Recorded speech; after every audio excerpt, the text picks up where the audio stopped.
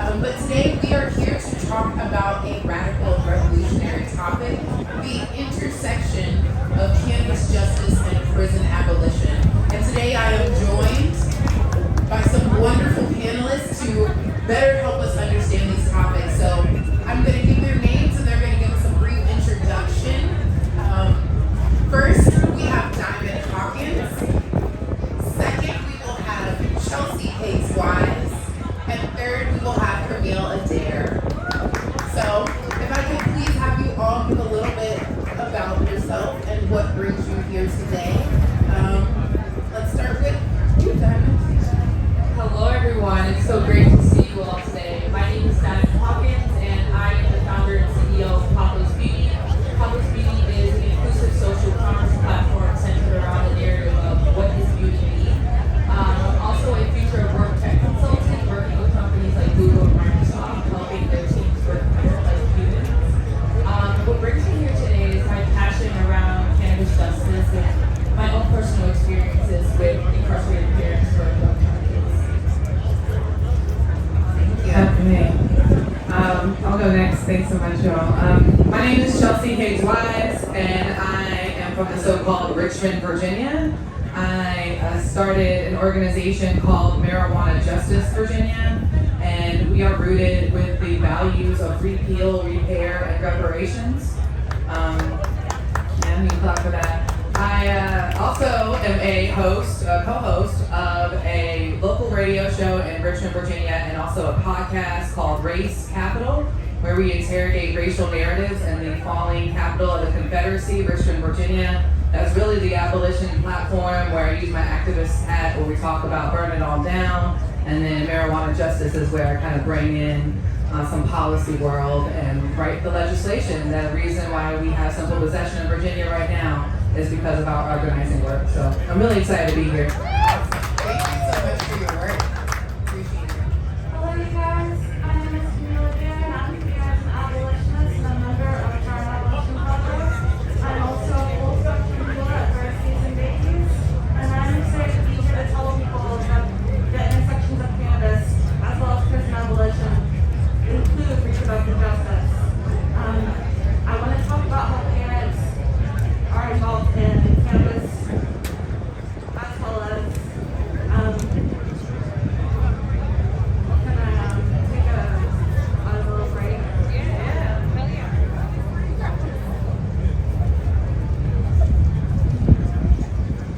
All right, so we are going to get into this because everyone here knows that no one should be in jail for weed, but even where weed is legal, it's still being used by the state to put people behind bars. But similar to the way that weed is being used against us, we can use cannabis to liberate us from the ways of thinking that keeps the prison system running unquestioned. By examining the intersection of cannabis justice and prison abolition, the cannabis lover can extend their love of cannabis into a love of decriminalization and abolition of the prison system. So, we can start with, kind of what the definition and experience has been between you guys, or amongst you guys, about the connection between those two things, cannabis justice and prison abolition. So, Chelsea, if you wouldn't mind starting for us with the definitions and some of the terms that people may need to know in this conversation, and let's touch on some of the things that are most important. Sure, so I'll address your first question first about the connections and conversation between cannabis and prison abolition. In Marijuana Justice in Virginia, the root of our organization was actually created in 2019 because our Virginia governor's medical school yearbook was seen with a blackface and a KKK robe. And that was in February. So organizers, actually including myself, marched on the Capitol for 3 weeks in what many call Blackface History Month and talked about how in the world is the entire United States talking about 1619 that happened right on Virginia shores, and we are sitting here in a conversation with our governor that does not understand the harm of his picture and his medical school yearbook picture of someone dressed up in a Klan outfit, someone dressed in blackface, and our governor's college nickname being Coon Man. It was on the Capitol grounds where I'm looking at other black organizers that are furious, talking about reconciliation. That's what the legislators were saying. And we really wanted something different. We said we need a way to actually liberate our people. We're talking about 1619. In Richmond, Virginia, we were actually also number 2. After they outlawed the whole transatlantic slave trade, well, it still happened. And Richmond was number 2 for the downriver domestic slave trade. 1 out of 4 black people that are born in the United States have heritage coming through Richmond because of that slave trade. So on those grounds, during 2019, we were really looking for a way to be like, fuck this reconciliation. We want liberation. I want a way to liberate my people. And I want a way to bring some money back to my people. Let's be real. Economic justice is our freedom. If we don't have the means to do what we need to do. And that is how a group of organizers in Virginia came up with marijuana justice. And that's when we said this is a policy strategy. So when people talk about the intersections of cannabis and prison abolition, cannabis conversation does not always have to be a way, how do I access my pot? How do I get it right now? How do I buy it down the street? It can also be a conversation of how do we free our people? Y'all supposed to clap. Yeah. And we don't hear that enough. We hear about expungement, right? We hear about legalization and expungement. We don't hear about the release. We don't hear about the resentencing. And so the second part of her question was, what are some terms with abolition? What are some things with prison abolition? Abolition really just means to stop, to quit. When we think about abolition in this so-called country, we think about ending of slavery. Now we talk about the exception to slavery, which is the mass incarceration. Well, what do you think the tool was used for mass incarceration? It was the drug war. And so this is what we need to start talking about. Ending the drug war is an abolition statement. We talk about decarceration, that's abolition work. But outside of policy, we also need to make sure we're killing the cop in our head. I mentioned that I'm a radio show host too because I believe in narratives. I believe that we have to change the way that we talk, the way that we come out of our mouth talking about our people. I'm not going to say that my people are rotting in jail. My people are not rotting. We are going to be thriving wherever we are and surviving.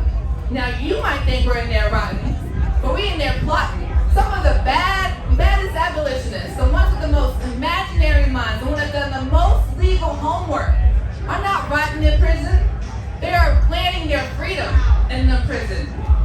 So we have to also just think about the way that we are talking about people. I know you've heard the illicit market, right? I work in the press, so if you are in journalism, if you're in comms, make sure you're not using the terms illicit. Make sure you're not using the term black market. Like, get that out of your head. That's carceral language. And then you start to become a carceral actor. And what this abolition cannabis movement can really be is to be shrinking the power of the carceral system. That's how we get to abolition. And if we can shrink that even from our narrative and the way that we talk, we don't call them prisoners. We don't call them inmates. We call them people. We call them loved ones. We don't name them the same way that the state has. The state has never seen our people as humans. And so when we talk about abolition and the cannabis of intersection, we have to think about beyond legalization. We have to think about a world where, yes, we can smoke and we can do what we want with the plant, and the plant is free, but what about our people? So, kind of a long answer, but No, just say what you gotta say. I mean, that's what we're here for. Today we are here to learn, and if you don't educate us, how will we learn? So thank you for that really detailed answer. Do you have anything further that you would like to add to that statement at all, Diamond, or? Well, Chelsea, really, you explained that in such a beautiful way, so thank you. Thank you so much on that. My perspective really speaks from being the child of a parent who was incarcerated for non-violent drug charges. And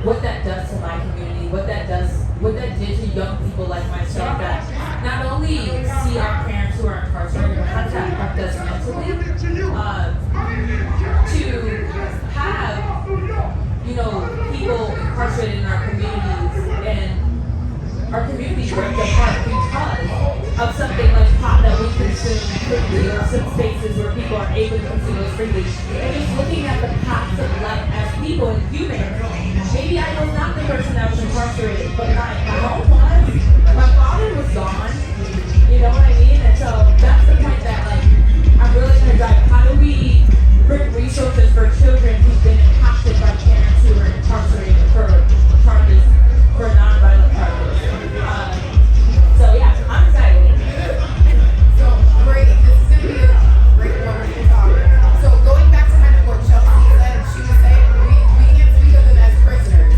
They are loved ones. And hearing it from the perspective of Diamond, growing up in that household, it just further drives that point that it is a loved one. You're not a prisoner. It is that we have to kind of get rid of that language. So that further gets us into how this relates to your cannabis use and how your identity then relates to that cannabis use. And I guess for you, Diamond, it has been influenced by your, parental upbringing.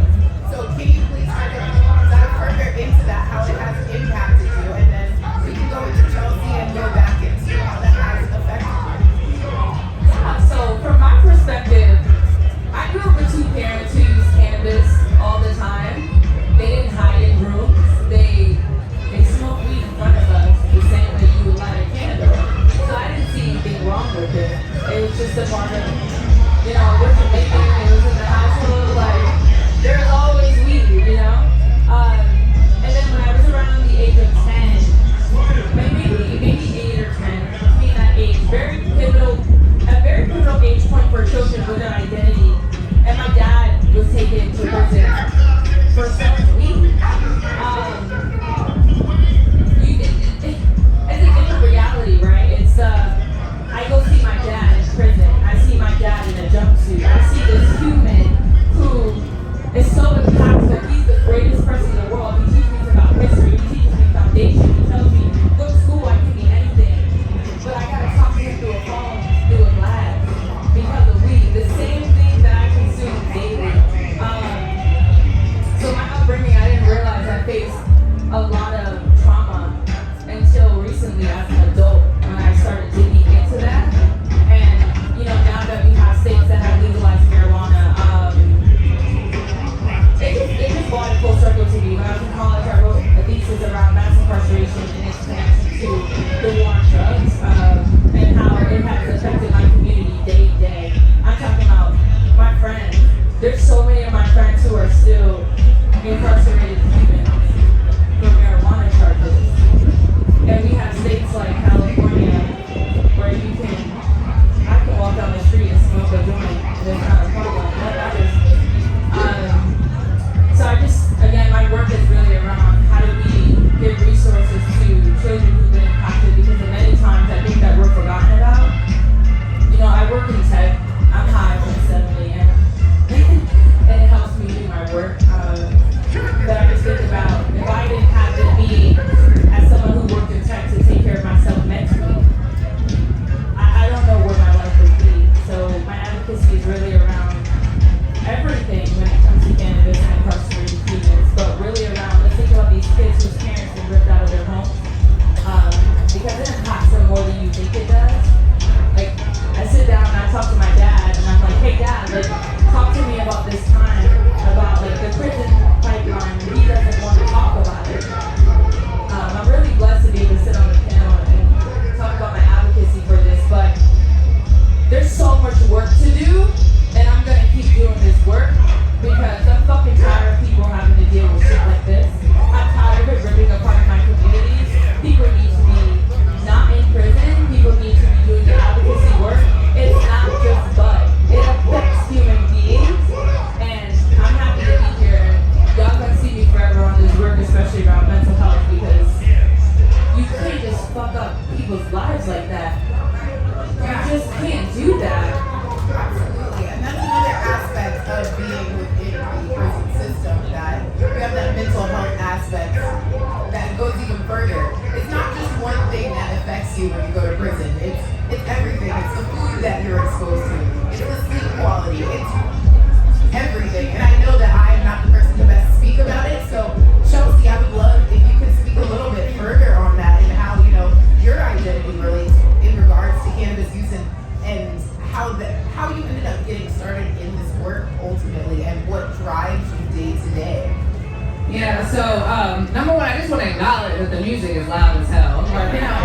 good music, so we can be blessed for that.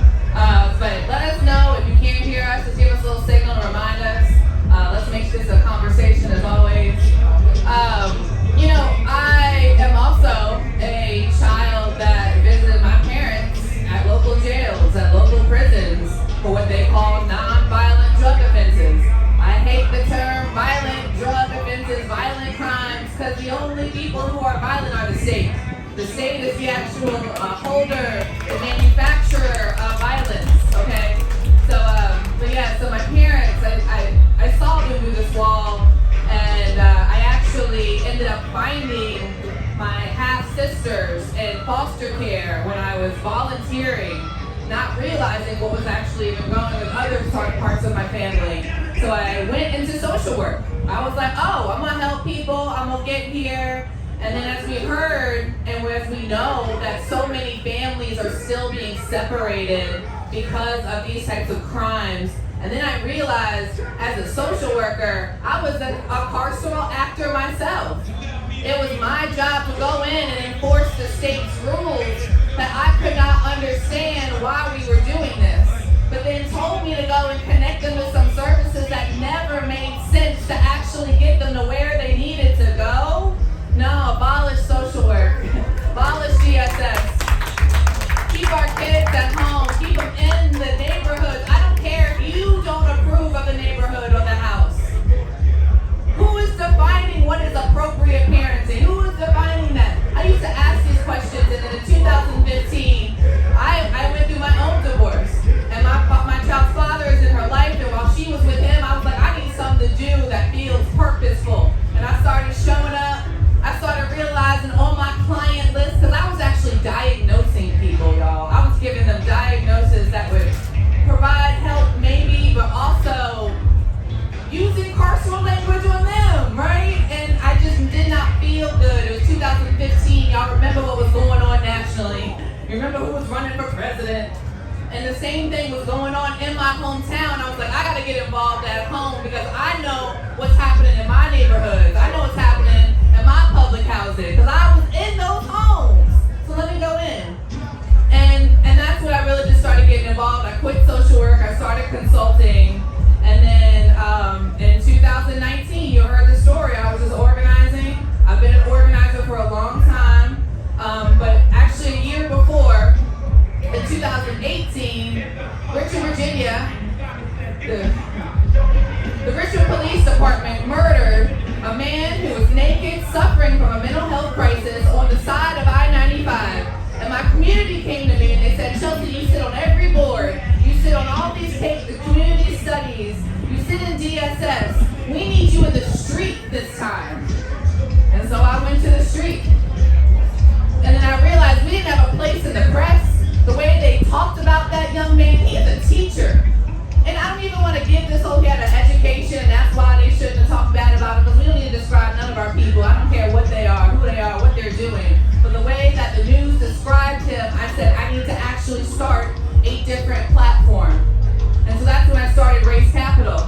And Race Capital, we've been talking about burning the prisons down and fuck the police since 2018. So when 2020 happened, I was already positioned to lead Richmond for over 100 days in the streets. I quit my job and my community showed up for me. I lived through absolute PayPal, Venmo, Cash Apps, $20, $10, $5. Organizers actually created a Feed the Organizers once a week, dropping off food that will last us all week. This is mutual aid.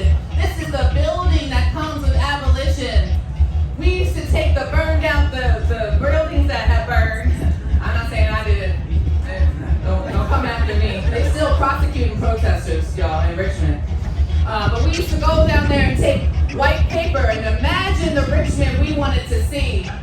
And so in 2020, I really was able to see what's imaginable. And in that time too, I was able to build an organization of marijuana justice. I was able to take advantage of all the people that said Black Lives Matter. I believe in defunding the police, but this is my strategy. I want to defund the war on drugs. And that's why I got here. And 2020 built me on that. 2020 hurt a lot of people. But I'm going to tell you what, for some of us, it built a pathway and a space that that has now created a way for me to say it is absolutely 100% my work, our organization's work, our community's imagination that made it so that Virginia right now has legal symbolization possession. So, yeah. Thank you. Community got me here. Community. Thank you. So, in regards to all of this, it's basically we all kind of have our own ways of activism. I personally can't say that I've been affected by an immediate family member going into prison due to a marijuana infraction. But I have other family members and even someone that is a part of the Group K team. He was arrested for marijuana possession. And here we are in DC trying to thrive, doing perfectly fine. And it's amazing that down there in Georgia, you wouldn't be able to do that. You get arrested for it. And that's why you need to go elsewhere. So everyone goes about their activism in a different way. And I personally go about it by smoking. And I feel like a lot of people here go about it by smoking. Am I the only one that uses their smoking as activism? So for me, I have no shame in my flower game. And that is what I say. I have no shame in my flower game. You should have no shame either. So that's what we're here for. We're here to have no shame in that. And everyone should get that opportunity to have no shame, including the people in prison. They had no shame. A lot of people are here to ultimately support their families. And that needs to be recognized. So, Can I add to that point about ultimately its association to like they're providing for their families? It just makes me. I was talking to my mom the other night, and I'm like just talking to her about this panel, getting prepared, and she's like, "Did you know that 4 lineages of the females in our family, so we need to take care of their families after being Legacy. And so many of them were incarcerated. I did not know this. But these group of women came together to make sure that they can feed their families and make a possibility for us today. And I'm a result of that. And I was able to go to college because somebody saved money somewhere, somehow. That helped me get through school. So I'm going to continue to do this work and eventually come up with a cannabis line that it's an advocacy for them, for freedom that they didn't get to see. I tried to add that. I'm like, wait a minute. yeah, no, this is beautiful. So, going on to the actual problem, which is manufacturing the war on drugs. You know, a lot of big businesses, MSOs, which are multi-state operators, for those who are unfamiliar, that would be, you know, the vertically integrated organizations out here. They're influencing policy more than ever. The war on drugs has made policing even more violent. So American policing today has become increasingly aggressive and predatory. Policies and tactics have evolved to make police contact more confrontational. In doing so, they've increased the chances of violence and fatal uses of force. This has been particularly true of efforts aimed at fighting the drug war. Police are incentivized to initiate unnecessary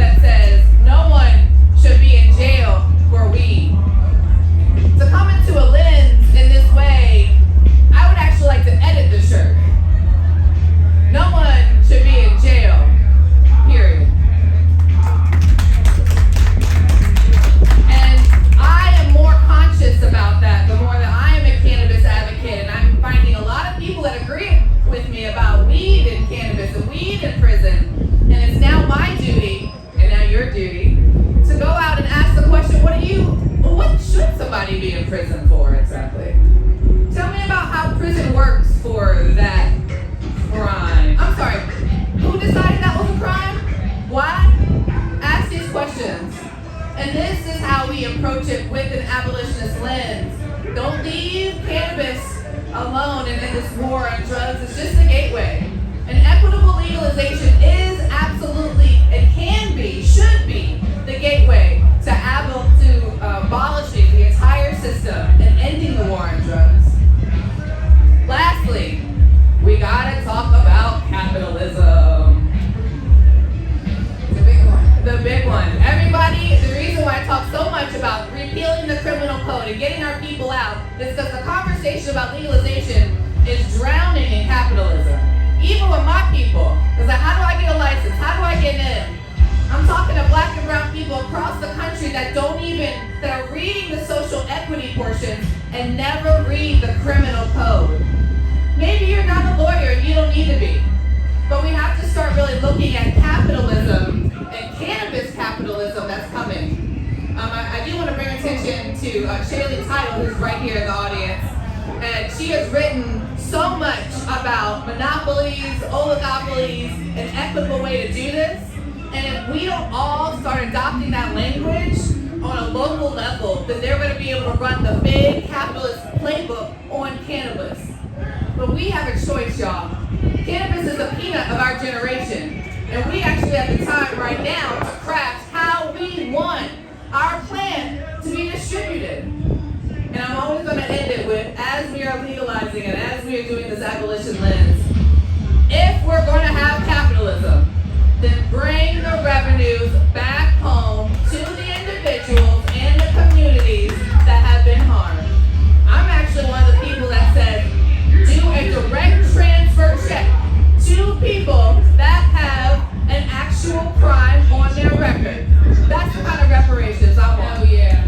I don't just want it to go to the nonprofit that's going to do that, get our people out, expunge our records, then find a way to pay the people that have the harm done to them so they have the autonomy to decide how they want to use that cannabis revenue, just the way our legacy has been able to do that for our families, because we can trust them. We can trust our people to take care of our people.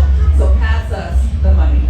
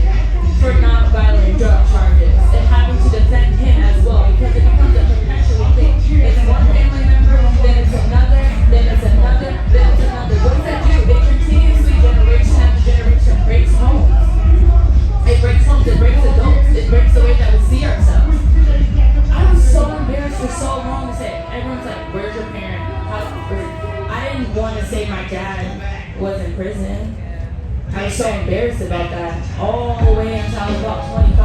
I'm 28. That took a very long time. I'm so embarrassed to speak about these things. When I go to school and people's parents are at their games, like it's just my mom. My dad's not there. I have a dad, but he's just not here. You know what I mean? Again, I feel for those children. They need resources. They need support. They're seeing their friends, hey, you want to smoke weed or you want to sell weed? And it's like, my dad's away, or I'm going to get put away, or maybe I was in a wrong place, wrong time. And there's just so much resources that are needed for these people, because these people become people that have families eventually. They build communities. They have jobs. How they see themselves affects the way that they work. How they work affects the way that they build their communities. How they build their families, their advocacy that they have in communities. How they shop. How they talk to their friends. These are the same individuals who, believe it or not, have a very hard path of getting employed at some point because of access to resources that they needed to be considered human, that we all are. I busted my ass as a kid, you know, because I didn't want that same track, but I also knew that my dad wasn't a bad person. He is a human being. So yeah, there's so many things I can say. Yeah, no, absolutely. I'll say I was actually wearing this "No one should be in jail for, no one should be in prison for weed" shirt the other day. I'm here in DC, and I walked past a guy on the street, and he read my shirt, and he was like, "I completely agree with you." He was like, "I actually went to prison for having weed," and it was like a conversation started. And it's like, wow, it is really that common for people to be affected by it.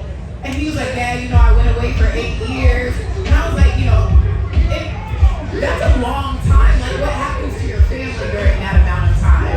You have then lost connection to the outside world. Technology changes. You know, you come out and you don't have the same resources. You now don't know how to search the internet. Everything is on the internet. So he was like, well, maybe I deserved it, though. You know, I did have a pound on me. And I was like, okay, but the dispensary down the street is selling how many pounds for how much? Metric tons. Tori Hutchinson gave me that language there. Metric tons that they're selling. Metric tons. So I was like, you can't even say, well, I did have a pound. It doesn't matter. And it was, at the end of the day, I asked him, I was like, what are you doing it for? Are you providing for your family? Is that what it was? Yes. It's how do you get that access to the quick cash that you need, the money that you need? How do you support your family when other people aren't giving you that same opportunity? You turn to what you know, what your family has there for you. So you can't even go against it. So I'm very sorry you ended up going through that, but it has shown that in the U.S., 55% of women and 69% of men held in federal prisons for drug offenses have children. That is a lot of individuals who are having children, reproducing and having children affected by the war on drugs. And it is unacceptable. And it's wild because the war on drugs has long been justified on the grounds that it protects children and young people. How are you ultimately protecting them when you are taking a very influential and necessary part of a child's life? They need that raise. They need to be raised by their parent. They need that. So that kind of brings us on to the solution. How do we go about this? The policy, the reparations, and you know, Chelsea, I know you've been speaking very strongly in regards to this. What does the solution look like? What is a true repealing of everything to have this mixture of cannabis justice and the prison abolition?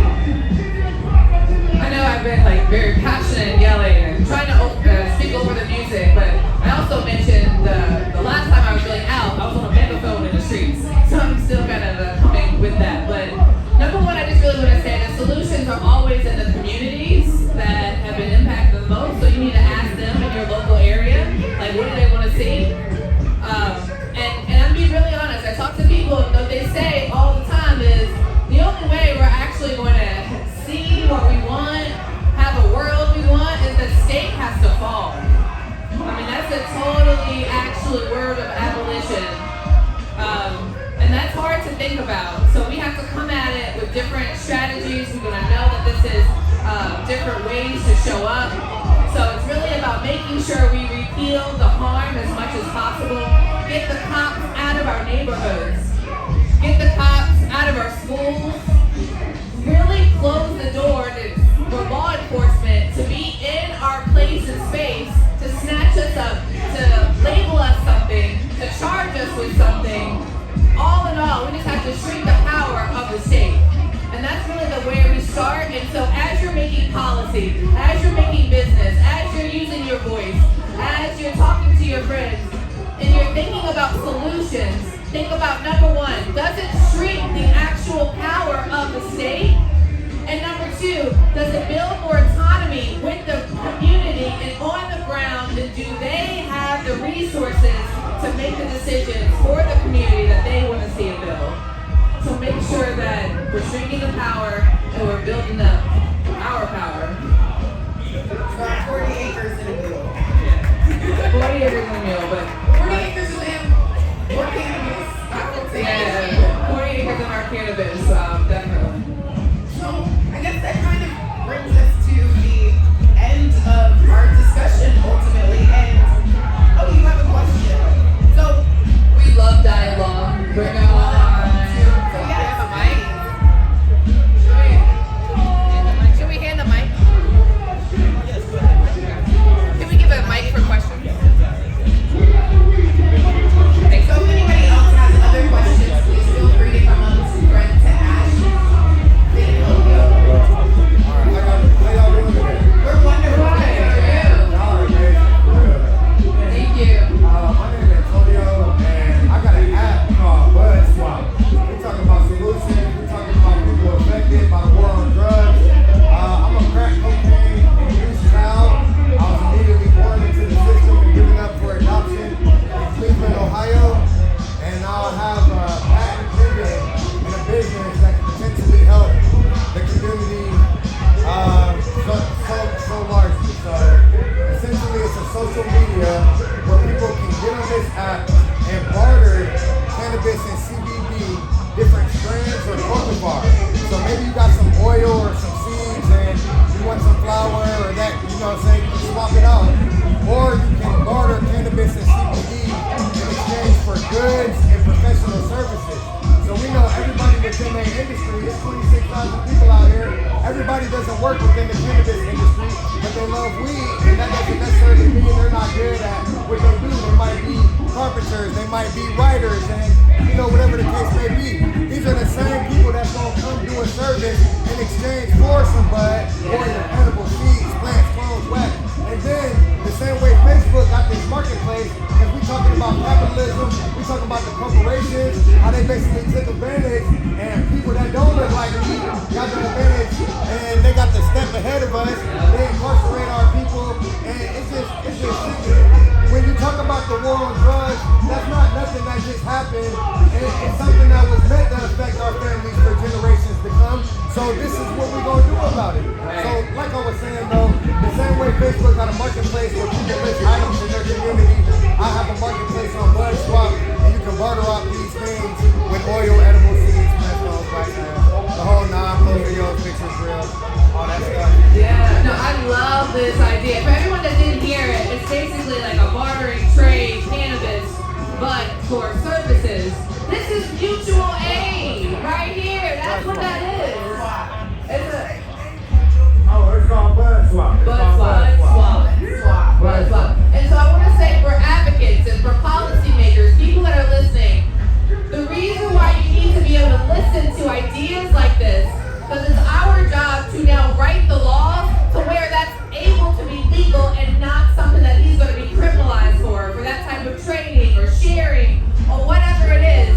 So even the policy people, these advocacy groups, they need to listen to you. They need to listen to us, because as they're advising policy, we need to make it as least restrictive as possible so that our ideas can come true. I appreciate that, Chelsea. And I've been doing this for like 3 years for real. Brandon know who I am. Snoop Dogg know who I am. Lazy Mom, like I've been marketing. The NCP know who I am. I'm good friends with some Venus artists, Mills. Y'all know who they are. And yeah, you know, I literally been living in my car for like 3 years, I'm going through a divorce myself with this business before I started this business, and that's where it launched me on my journey. So I just want to encourage people to not give up. I was just on stage at the CanCon in OKC, and I did a speech, and I got to meet Raekwon, and there's a lot of people that know about this app and this company already. By law, anywhere where recreationally we're able to consume cannabis, I can give someone up to an ounce. And that's how this is legally going to work. It's very illegal in the country of Canada, and this app is going in the app store and in the marketplace where, it's going to be coded like weed maps where anywhere it's legal, you don't have access to it. Thank you for your work. And so can I ask you a question? I'm also a marketplace owner who cares about impact when it comes to cannabis and a tech founder. How can we help you? Alright, I'm in the last phase. What do you need? Yeah, we need like 42K. We need 42K. 42K, and we already 42K. we got a venture capitalist company by the name of New Day Capital on Wall Street. They're publicly traded. They want to step in the second round. They say they got $9 billion for us. And that's what they're trying to do and help the company go public. So I'm about to raise from my market. I'm about to raise from my marketplace as well. I'm happy to get I don't know what's happening with this. I'm happy to make it because I'm raising $5 million. And since I'm already raising, I might as well contribute to you as well. Please let me know how we can help you. And how can the crowd help you? yeah, for the crowd, like if y'all can just follow the journey on Instagram at Bud Swap the Biz, BUDSWAPTHEBIZ. I'm the founder of the company. My name is Antonio Miller. We have the IP, intellectual property patent pending with the USPTO. We got the trademark, which is listed on Google, and the company is also listed on Google and the state of Colorado as well as California. So thank y'all so much for this time, and I want to be able to help y'all with what y'all got going on. So I love what y'all doing, ladies. I appreciate y'all giving me this mic. Thank you so much, Antonio. So that actually kind of brings us into our next portion where we're going to speak about, how do you, again, do your activism? If it's not just by smoking, is it through the support of who it is that you're getting to smoke? So supporting black business owners, POCs that are out here, people who have had these experiences that we're talking about, people who have been through the prison system. Again, as I say, with Bouquet, one of our team members was arrested, had to go through, parole, thank you, in regards to, their experience. A lot of people out here have been affected by this war on drugs. So, can you guys please tell me a little bit more about your businesses? I know Chelsea, you spoke to us about your marijuana justice now, but if you have anything further that you would like to add, or even telling us other businesses, because how do you support the best way? With your wallet. Your money talks, does it not? It talks. So, if we support matters, so Chelsea, if you can tell us a little bit. I'm going to do a shameless plug that you can support marijuana justice at marijuanajustice.org. And we're at THC Justice Now on all social media platforms. My name is Chelsea Hayes Wise, and you can find me, and then it'll link you around. And of course, the internet hates cannabis, so they block us on everything, so we're sometimes hard to find. So please look for us. Please donate. We're at Marijuana Justice on Cash App. If anybody wants to Cash App us, $4.20. We're at Marijuana Justice.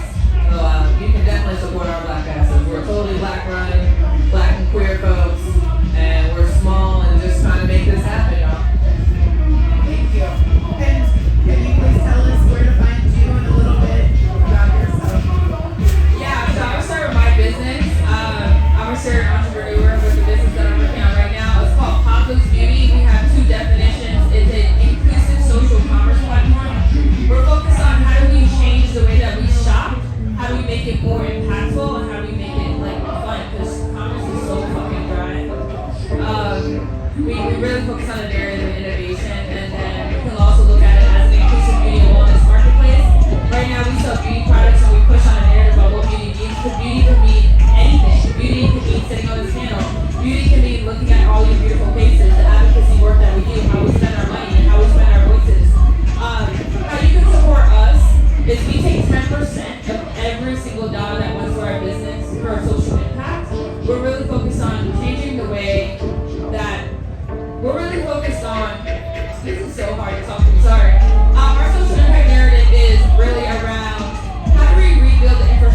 society. And how you do that is put money back in the hands of the community and not necessarily funneling it through organizations. Give it direct in the hands of the people that need it because they know what to do with the money. And especially when it comes to commerce, especially in this world that we live in America, people buy and sell things all the time. How do we make sure that we're giving it back to our community? You can find me at @DiamondHawkins_ on all socials, that's Twitter and Instagram, if you want to hear about my thoughts about leadership around the future of work. Because I'm trying to get more people like us in technology to build technology, their technology to be funded, especially when it comes to the work of cannabis. You can find Papa's Beauty on all socials, and that's POTHOS. Yes, we are named after the plants. Beauty at all platforms or papasbeauty.com, and I'm really excited to continue to do this work. And one more shameless thing I forgot. If you know anyone in Virginia, on Wednesday, the legislators are taking a vote to make anything over 2 ounces a crime again, a misdemeanor. And that misdemeanor means if you get caught twice, you're going back to jail. And they're still going to call themselves a legal state. So I need everybody's help. If you are in Virginia, if you know someone in Virginia, please go to THC Justice Now, find our petition and sign it. If you're not in Virginia, find it and share it. They vote on Wednesday, April 27th, and we are got to tell the legislators that this is not okay. This was an amendment from the governor, the new Republican governor in Virginia. We were done with session. This is a veto session, and he decided to put new crimes in a CBD bill just to see if it went by. He's bringing the cops back in our lives any way possible. So we need your voice. Sign our Legalize It Right petition, and thank you so much for the support. Thank you. And so just to kind of round it off with myself, again, I'm Lex from Bouquet Organic Hemp Rolling Papers, organic paper company based out of DC. And you can find us at 16F. But for us, we are a company that states we are for the people, by the people. We really are from the community. We are the community. How I say that money talks. You support who you want to be, where they should be with your money. I was at a Gary Chambers event last night. You know, the man who's running for senator for the state of Louisiana, the one who was smoking. Yes, he was smoking on the grass. He smoked grass on the grass. Last night, all he did was say, "We need money." He was like, "I got $792,000, and I'm so thankful." But you know what my candidate has? 13 million. How do you compete against that? So it really comes down to put your money where your mouth is. To support those companies. And for Bouquet, every quarter we take a portion of our proceeds and then donate it to a company that is doing the work in the community. Because sometimes people can't do everything. That's why for me, I'll say I have no shame and I will smoke. That is my activism. But I will also point you to who you need to know. If someone has a question and says, you know, I want to get involved with prison abolition, I will point you to Chelsea Gates. If you say, oh, I want to get involved in tech and cannabis, who am I going to point you to? Diamond. Oh, okay, you want to learn more about the social work aspect and how you're affected by prisons and as a child, I'm going to point you to Camille. So, you know, it's really about putting your money where your mouth is and making sure that you're donating to the people and supporting with your wallet the people that matter, the people you want to see in those places you want them to be. So, I know that Camille did step away and I mentioned it earlier. If you want to learn more about her, please look up the Triad Abolition Project as well as